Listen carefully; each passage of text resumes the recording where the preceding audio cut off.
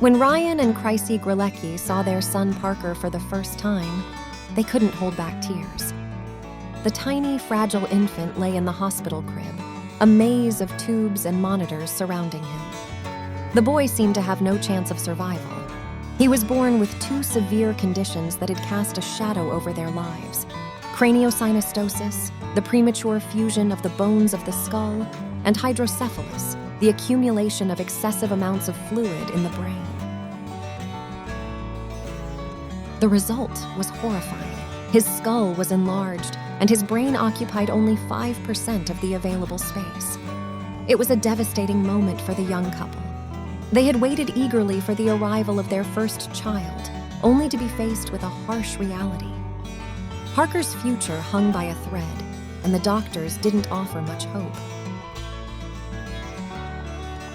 Nevertheless, they were determined to fight for their son's life. A few days after his birth, Parker underwent a risky surgery. In a tense waiting room, Ryan and Chrissy clung to each other, their hearts heavy with fear. Hours passed like an eternity until the surgeon finally emerged, their son's fate sealed. The doctors had successfully removed the excess fluid from Parker's skull, but the path ahead was still uncertain. 2 weeks later, the parents were allowed to take their son home.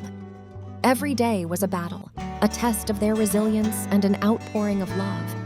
Chrissy recalls that it took them a lot of time and effort before Parker was finally able to sit up and hold his head up. He hadn't even started crawling, but one day he suddenly stood up and walked. The room was filled with astonishment and joy. "Look at that!" Chrissy exclaimed, tears welling up in her eyes. It was impossible to believe it was the same baby. Parker continued to astound everyone around him. The baby still spent a lot of time in the hospital, where the doctors and nurses treated him almost as if he were their own son. "He's such a brave boy.